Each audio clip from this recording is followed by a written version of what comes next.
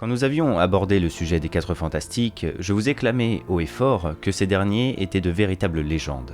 Et pour cause, leur arrivée a permis un véritable renouveau pour l'univers Marvel. C'est l'avènement d'une nouvelle ère pour l'entreprise sur énormément d'aspects, à tel point que l'on estime cette période comme le début de l'âge d'argent des comics Marvel. Le moment où la firme va commencer à innover, nous proposer de nouvelles histoires complètement inédites, de nouveaux héros, ainsi qu'une véritable continuité au sein de leur univers. Et les 4 Fantastiques seront les pionniers de tout ça. Ce sont eux qui incarneront le pivot de cette période.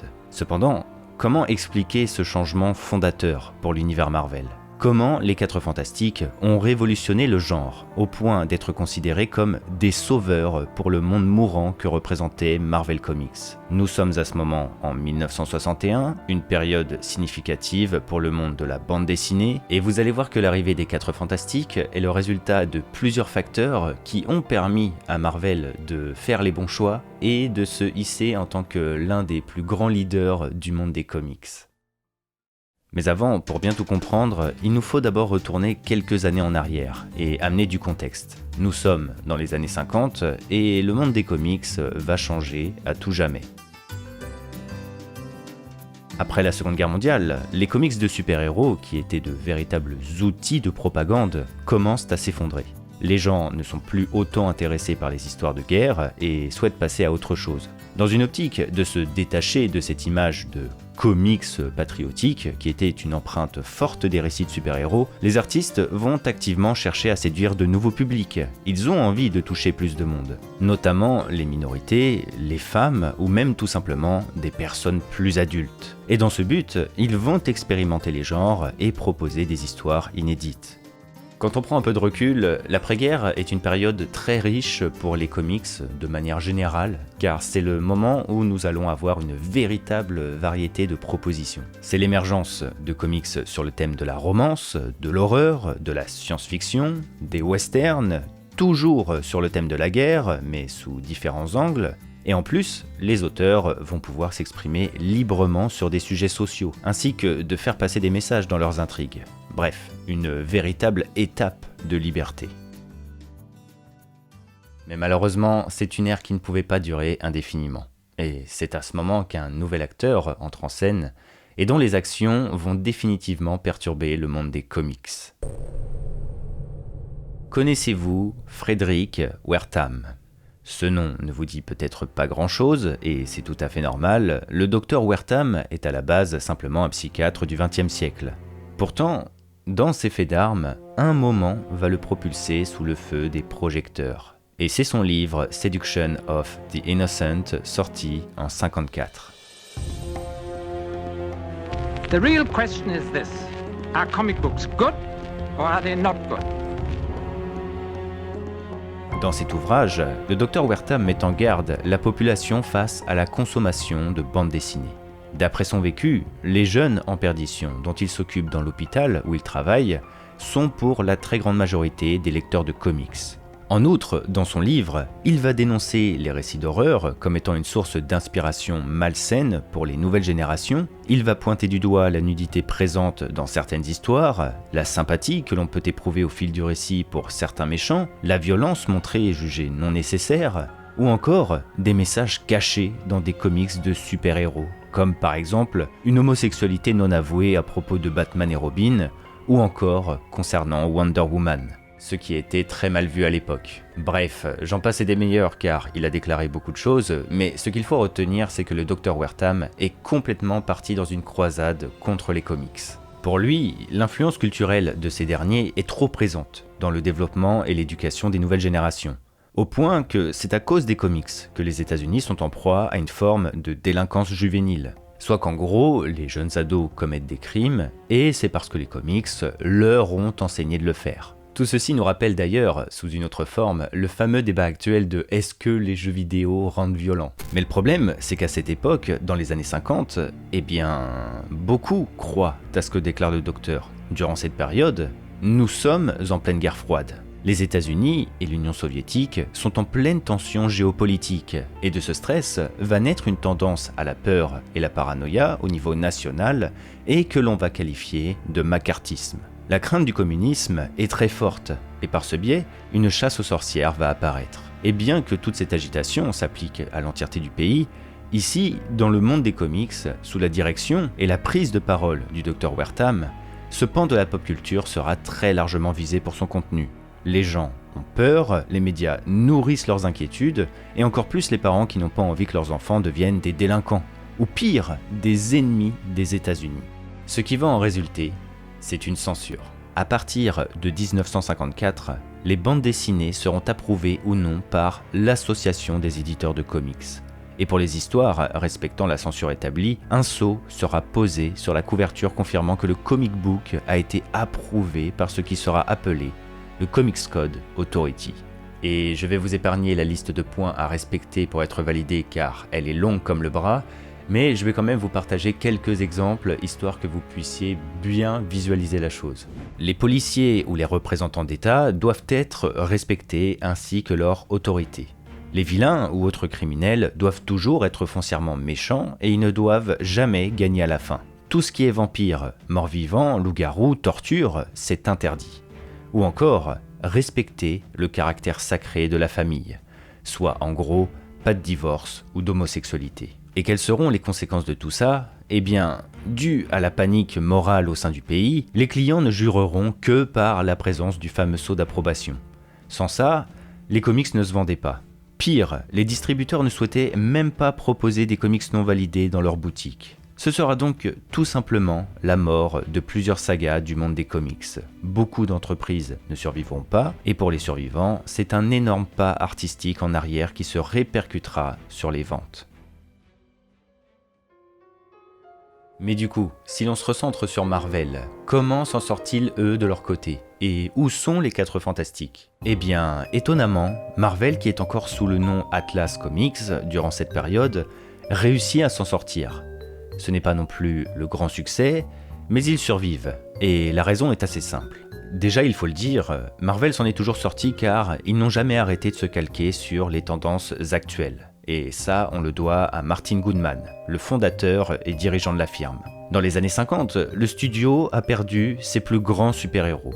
Captain America, Namor ou encore la Torche Humaine Jim Hammond, tous n'ont pas survécu à la transition d'après-guerre et sont tombés dans l'oubli. La tendance était donc de s'ouvrir à de nouveaux genres, attirer un nouveau public, et Marvel était un éditeur tout aussi classique que les autres, qui cherchait à faire son beurre dans le milieu de la bande dessinée. Mais le problème, c'est que tout ça, ça marche qu'un temps. Marvel a réussi à s'en sortir, non pas grâce à la qualité de leurs histoires, mais à la quantité.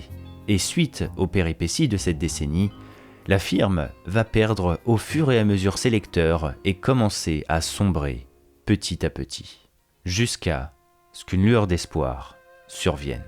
L'une des grandes conséquences de la censure appliquée sera le regain d'intérêt des éditeurs pour les histoires de super-héros. En fait, parmi tous les thèmes proposés, les aventures de super-héros sont naturellement les histoires les plus simples à se faire approuver par le sceau du Comics Code Authority. Dans leurs récits, les héros incarnent toujours la justice. Il y a toujours moyen de faire respecter l'ordre, les vilains seront toujours les perdants, et il y a moyen de proposer des aventures fantastiques sans aller trop loin dans l'ignoble.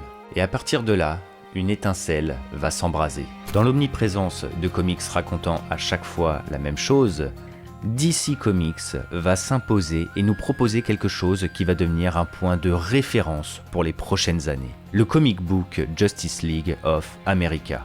Et son concept est simple, réunir les héros établis de la franchise dans une même histoire. Un moyen qui va permettre de donner un nouveau souffle pour les récits du même genre, en plus de réunir les fans de héros différents ainsi que de présenter de nouveaux personnages grâce à la popularité des anciens. Marvel, au pied du mur, à 2 doigts de mettre la clé sous la porte, prendra connaissance de ce nouveau succès. Et maintenant que vous connaissez Martin Goodman, vous vous doutez bien que l'information n'est pas tombée dans l'oreille d'un sourd. Nous sommes en 1961, Marvel prend son nom véritable Marvel Comics, et Martin Goodman organise une réunion avec ses 2 collaborateurs, Stan Lee, alors éditeur et écrivain de la firme, et Jack Kirby, l'artiste actuel en charge des nouvelles productions, dans l'idée de concevoir une histoire mettant en vedette une équipe de super-héros pour Marvel. Sauf que le projet n'est pas si simple à réaliser. La firme n'a plus d'entité forte. Ces grands super-héros sont démodés et leurs sagas ont même été abandonnées. La solution n'est donc plus une option, il faut partir de zéro. Proposer une équipe inédite avec des personnages encore jamais vus. Ce qui d'ailleurs va permettre de se détacher du récent comic book de DC Comics. Mais en plus de tout cela, dans ce contexte particulier où Stan Lee et Jack Kirby sont convaincus que l'entreprise courait à sa perte, eh bien ils vont par le biais de cette remise à zéro décider de tenter le tout pour le tout et se détachent des directions rigides de Goodman pour proposer quelque chose qui va vraiment les faire kiffer. Les 4 Fantastiques sont nés.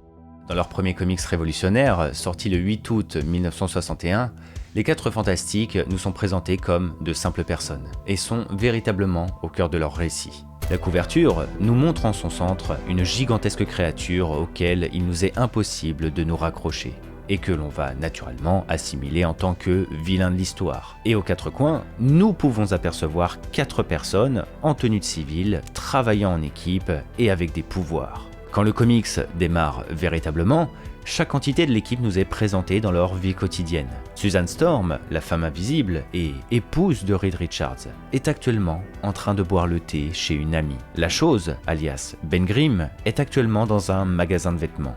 Un détail qui nous permet déjà de comprendre le personnage, car les habits lui permettent de cacher son apparence, constituée entièrement de roches. Johnny Storm, le frère de Susan et incarnant la nouvelle torche humaine, est quant à lui en train d'entretenir sa voiture. Et Reed Richards, le leader du groupe, est déjà sur la scène de sauvetage dans son beau costard et une pipe à la main. Tout ça, ce sont des points forts qui vont permettre d'assimiler que les 4 Fantastiques, de par leur quotidien, sont des personnes tout à fait lambda. Nous faisons face à des monsieur et madame tout le monde.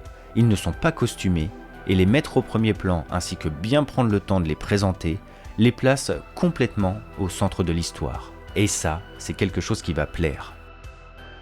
Une origin story sera par la suite présentée, et nous allons découvrir comment ces personnes classiques ont obtenu des pouvoirs. C'est la découverte que les 4 Fantastiques ont voyagé dans l'espace, et qu'à cause des mesures de sécurité non respectées, ils ont été bombardés de rayons cosmiques qui leur ont procuré de nouvelles aptitudes. Et il y a tellement de choses à dire sur ce passage. Déjà, Marvel nous montre une nouvelle richesse de son récit en cassant son rythme pour nous montrer des éléments du passé, afin de nous rajouter du lore, du contexte et de quoi mieux comprendre l'histoire de ces nouveaux héros. Mais plus que ça encore, le fait que les 4 personnages aient reçu des pouvoirs, qui s'apparentent dans le comics comme une conséquence, tient son origine à la base d'une dispute, qui est par conséquent traduite comme la cause. Reed Richards, scientifique de génie, vient de concevoir une fusée, et malheureusement, il n'a pas reçu l'autorisation de la tester. Il va alors demander à son ami Ben Grimm, un pilote de l'US Air Force, de s'en charger. Mais ce dernier, face à la dangerosité de l'expérience, refuse catégoriquement, et Suzanne, déçue, l'insultera de lâche. L'ego de Ben va le pousser finalement à prendre le pilotage de la fameuse fusée. Et la suite, vous la connaissez, ce qui devait arriver arriva. Ce qui est intéressant, c'est de voir que ce qui compose avant tout l'histoire, ce sont les relations entre les membres de l'équipe, au point que ce sont justement leurs interactions qui justifient l'apport de pouvoir. Pouvoirs qui, comme on a dit, seront définis comme une conséquence et deviendra même l'objet d'une nouvelle dispute, poussant les futurs fantastiques à se battre les uns contre les autres. Et le plus parlant là-dedans, ce sera Ben Grimm, auquel le pouvoir va totalement lui ruiner la vie. Car condamné à rester toute sa vie un homme de pierre au physique disgracieux. C'est donc l'apport d'un côté dramatique au sein de l'histoire, nous montrant que les pouvoirs, eh bien, ce n'est pas toujours quelque chose d'incroyable. Et via ce dramatisme, Ben va attirer la sympathie de nombreux lecteurs et lectrices. Et il est d'ailleurs temps d'en parler, mais les 4 Fantastiques, c'est également la réunification de tous les genres à succès des récits de l'époque. Déjà, nous pouvons mentionner la créature qui reprend les codes de l'horreur. Puis, les années 60, de par l'apparition massive de la télévision au sein des foyers et la fameuse conquête spatiale, ce sera l'avènement de la vulgarisation scientifique, l'accès au savoir et la popularité de la science-fiction. Les gens ont envie d'apprendre. Et cette période de guerre froide qui va pousser les États-Unis et l'Union soviétique à s'affronter sur le terrain de l'espace est une véritable inspiration actuelle pour le récit. Les 4 fantastiques nous sont représentés comme des cosmonautes et il n'y a pas plus scientifique et glorieux à cette période que la conquête spatiale. Et il faut enfin quand même mentionner Mollman, l'homme taupe qui incarne le vilain de l'histoire. Sa grande particularité, c'est qu'il est moche. Mais vraiment moche. Et c'est tout. Et pourtant, bien que résumer sa condition soit simple, cela va permettre d'amener une fraîcheur pour les futurs vilains qui prendront sa suite. L'homme taupe, parce qu'il est jugé anormal par la société, est repoussé par les femmes, n'arrive pas à obtenir de travail, ou est tout simplement moqué, ce qui va le pousser à vivre reclus de la société, et par conséquent générer en lui un désir de vengeance. C'est donc tout simplement un message orienté sur la tolérance, qui va d'ailleurs permettre dans un second plan de servir la cause de la chose. Et rien que ça, cela ajoute énormément de profondeur et de richesse à l'écriture de ce méchant, et du comic book. Ce premier comics va connaître un démarrage assez timide et normal. Le succès ne vient pas en une étape, mais Marvel y croit dur comme fer. Et surtout, malgré ses premières ventes, il voit que les 4 Fantastiques ont touché leurs lecteurs, car, contrairement à d'habitude, ils commencent à recevoir des courriers de ces derniers pour les féliciter, pour parler de leurs personnages préférés ou tout simplement demander la suite. Quand on regarde, les comics suivants sont d'ailleurs tout aussi novateurs. Pour l'exemple, nous verrons Johnny lire à plusieurs reprises des comics Marvel déjà parus par le passé. Face aux Skrulls, des envahisseurs métamorphes de l'espace, Reed va même aller jusqu'à utiliser la saga Strange Tales et Journey into Mystery, 2 séries phares de Marvel, pour déjouer ces derniers. C'est l'instauration d'un côté méta, le monde des 4 Fantastiques s'inscrit dans notre réalité et suit les tendances de l'époque. De quoi accroître les liens du lecteur avec les héros et le faire s'identifier encore plus à ces derniers. Les premiers grands cliffhangers sont également de mise, comme le départ de Johnny, la Torche Humaine, à la fin de la 3e épopée des Fantastiques, et qui reviendra dans le suivant, additionné au grand retour de Namor, l'une des stars de Marvel dans les années 40. Tout ça permet petit à petit de créer une continuité auquel les fans voudront s'accrocher et dont ils réclameront la suite des aventures.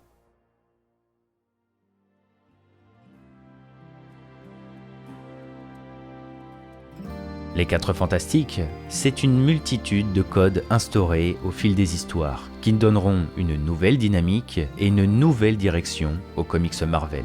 Grâce à eux, de nombreux récits innovants verront le jour, de nombreux personnages seront créés, et tout comme Namor, beaucoup d'anciens personnages oubliés seront ramenés et profiteront d'une nouvelle carrière. Au final, la plus grande force des 4 Fantastiques restera l'alchimie de leur groupe.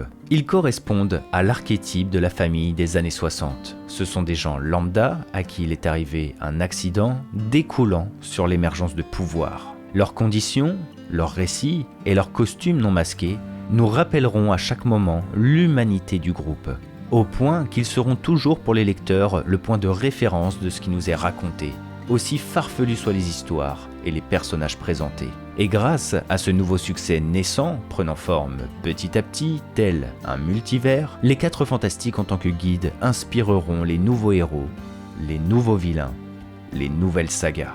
Bien plus que des super-héros, ils sont des humains qui réincarnent et redéfinissent le genre. Une nouvelle manière d'écrire, une nouvelle manière de réunir les gens. Tout ça malgré la présence constante du Comics Code Authority. Et bien évidemment, il est fort à parier que sans ça, les histoires proposées pour les 4 Fantastiques seraient allées beaucoup plus loin, notamment en ce qui concerne Ben Grimm, dont le physique a été retouché à maintes reprises pour obtenir l'approbation, vu qu'il est originellement associé à un concept de monstruosité.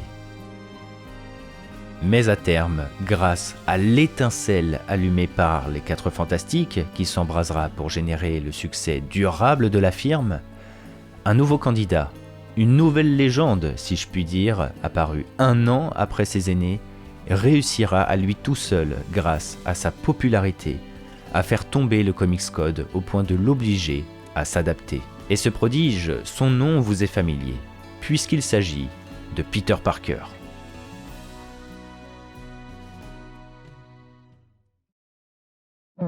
J'espère que cette histoire vous aura plu. Comme vous l'avez remarqué, je me suis tenté un nouvel exercice. On se rapproche un petit peu des pourquoi sont-ils si uniques, mais je cherchais un format un peu plus court pour toujours vous parler de comics et de Marvel, mais au sens vraiment large. Comme pour les premiers pourquoi sont-ils si uniques, cette vidéo est un petit peu un prototype, donc je compte sur vous pour me faire des retours, me dire si c'était bien, si vous avez aimé, s'il y a des choses sur lesquelles je peux m'améliorer, si je me suis trompé, etc., si c'était bien rythmé, bref, tout ce qui peut me faire avancer. Je tenais vraiment à vous présenter cette histoire très connue du monde des comics. C'est la première histoire à laquelle j'ai pensé quand j'ai pensé à ce concept justement. Je vous ai bien évidemment épargné plusieurs détails qui je pense auraient largement alourdi la vidéo, surtout que nous avons introduit beaucoup de contexte que j'estime important, mais voilà, j'espère vraiment que le format vous a plu. N'hésitez pas à me le faire savoir au travers des commentaires et des pouces bleus, puis n'oubliez pas également de vous abonner pour ne pas louper les prochaines vidéos. Si cela vous a plu, je serai très content de vous reproduire ce concept, et sur ce, écoutez, c'était Argorok, allez, ciao tout le monde.